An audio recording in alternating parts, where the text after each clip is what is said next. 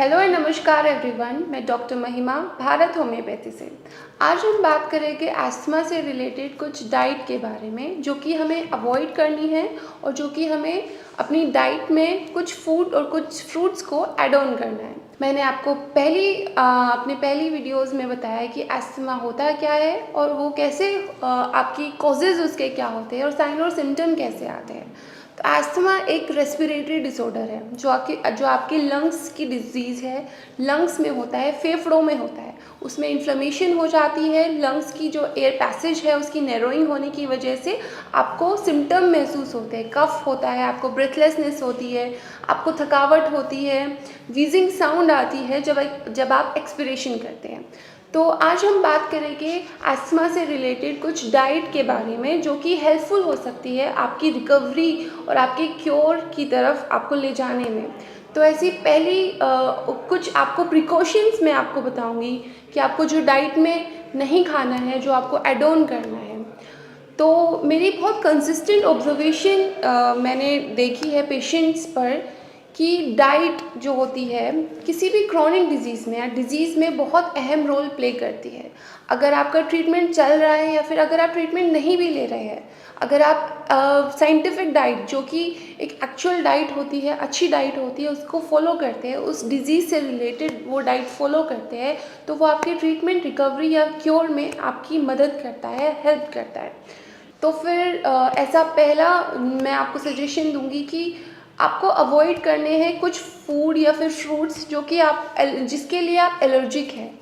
जिसके लिए आप एलर्जिक से मतलब कुछ पेशेंट एलर्जिक होते हैं कुछ फूड्स के लिए, जैसे कि पीनट बटर हो गया, कुछ नट्स हो गए। कुछ पेशेंट्स, कुछ इंसान उन चीज़ों के लिए एलर्जिक होते हैं। जब कोई इंसान किसी फूड के लिए एलर्जिक है तो वो आपकी एस्थमा की कंडीशन को फ्लेयर अप कर सकता है। एक्यूट फ्लेयर अप आपकी कंडीशन में हो सकता है और आपको सडन जो सिम्टम महसूस हो सकता है कि आपने वो फूड कंज्यूम किया और आपको अचानक से आपको एस्थमा के जो सिम्टम होते हैं, कफ होना, ब्रेथलेसनेस होना, ये आपको महसूस होने लगे, फील होने लगे अपनी बॉडी में। तो आपको ये वाले फूड अवॉइड करने हैं जो कि आप जिनके लिए आप एलर्जिक है, या फिर बहुत ज़्यादा स्पाइसी फूड या फिर बहुत ठंडे फूड, जैसे कि बहुत कोल्ड वाटर आपने कंज्यूम कर लिया, आइस खा लिया, ये सब आपको इग्नोर करना है, अवॉइड करना है। आपको इन सबको कंज्यूम नहीं करना है। सेकंड, आपको अवॉइड करना है उन फूड्स को, उन कंपोनेंट्स को जो कि आपके एसिड को रिफ्लक्स करता है। एसिड रिफ्लेक्स हम तब बोलते हैं कि आपने कुछ खाया और आपकी जो एसिड होता है वो यहाँ से आकर आपके इसोफेगस से आपके थ्रोट में आ गया और फिर वो एसिड वापस जा रहा है तो वो आपकी विंड पाइप में भी आ गया। पहले से ही अस्थमा में आपकी जो एयर पैसेजेस है वो इरिटेटेड होते हैं, इन्फ्लेम्ड होते हैं। अब जब एसिड भी वापस जाएगा, विंड पाइप में भी जाएगा, तो और ज़्यादा इन्फ्लेमेशन होगी। तो ये एक कॉज हो सकता है कि आपके अस्थमा के जो सिम्टम है वो एग्रीवेट हो सकते हैं, फ्लेयर अप हो सकते हैं। तो ऐसे कुछ जो कि फूड है वो है कि अगर आप हैवी डिनर कर रहे हैं, अगर आप लेट डिनर कर रहे हैं, या फिर आप राजमा रात में कंज्यूम कर रहे हैं, राजमा रात में खा रहे हैं, काली दाल रात में खा रहे हैं, दाल मखनी आप रात में ले रहे हैं, तो ये जो फूड होते हैं, ये जो अभी मैंने आपको ये सब बताया, ये आपको एसिड रिफ्लेक्स की प्रॉब्लम क्रिएट कर सकता है आपकी बॉडी में, और जिसकी वजह से आपको आपके एस्थमा के सिम्टम फ्लेयर अप हो सकते हैं। तो आपको ये rajma, heavy dinner, late dinner आपको अवॉइड करना है। जल्दी खाना खाइए। रात में जो डिनर आप करते हैं उसको लाइट रखिए, हैवी नहीं कीजिए। राजमा को अवॉइड कीजिए, दाल मखनी को अवॉइड कीजिए। तो एसिड रिफ्लक्स नहीं होगा। थर्ड जो है कि सपोज एस्थमा है आपको और अगर आप ओबेसिटी की तरफ है, अगर आप ओबीस है, आप ओबीस का मतलब होता है अगर आप मोटापे से ग्रसित है, अगर आपको मोटापा है या फिर आपका वेट ज़्यादा है बीएमआई के अकॉर्डिंग, तो आपको अपना वेट कम करना है। You should watch your weight अगर आपको एस्थमा की डिजीज़ है, क्योंकि एस्थमा की डिजीज़ से देखा गया है जो लोग ओबीस होते हैं उनमें एस्थमा के सिम्टम्स ज़्यादा फ्लेयर अप होते हैं, वो ज़्यादा परेशानी देते हैं। लास्ट जो कि मैं बताना चाहूँगी, जो लोग ज़्यादा प्रिजर्वेटिव फूड कंज्यूम करते हैं, प्रिजर्वेटिव फूड्स में जो कि पैक्ड फूड जो आ जाते हैं, रिफाइंड फूड्स जो आते हैं, वो जो कंज्यूम करते हैं, वो उनके अस्थमा के जो सिम्टम होते हैं उनमें बहुत परेशानी देते हैं, उनके सिम्टम्स को एग्रवेट करते हैं। जो लोग ज़्यादा जंक फूड खाते हैं, ऑयली फूड, रिफाइंड फूड या फिर कचौरी, समोसा, ये सब आपकी जो एयर पैसेजेस है या फिर उसको इन्फ्लेम कर रहे हैं, एंटीऑक्सीडेंट्स नहीं जा रहे हैं, हार्मफुल फ्री रेडिकल्स आपकी बॉडी में क्रिएट होंगे अगर आप ये सब कंज्यूम करेंगे।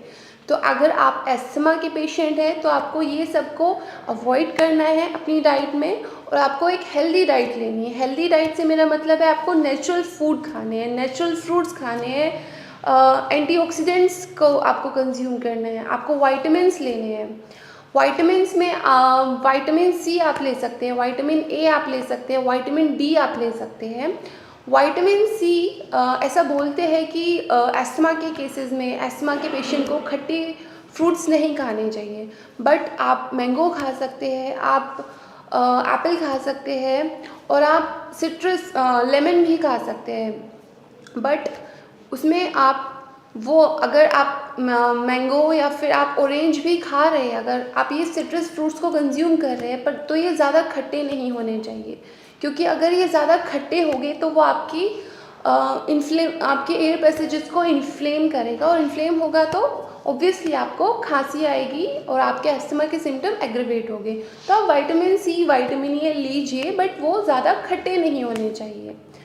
तो ये कुछ टिप्स है, कुछ आपको फूड्स के बारे में मैंने बताया है जिसको आप अवॉइड कर सकते हैं और जिनको आप अपनी डाइट में ऐड ऑन कर सकते हैं।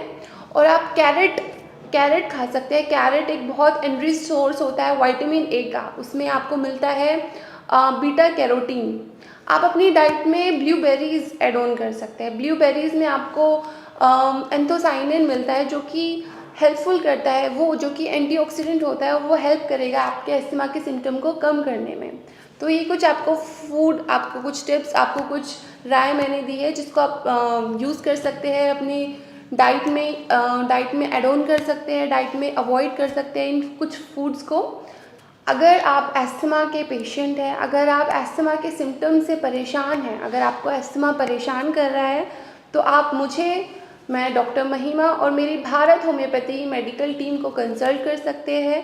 हम आपकी हेल्प करेंगे अस्थमा के सिम्टम को कम करने में, अस्थमा को क्योर करने में हम आपकी हेल्प कर सकते हैं।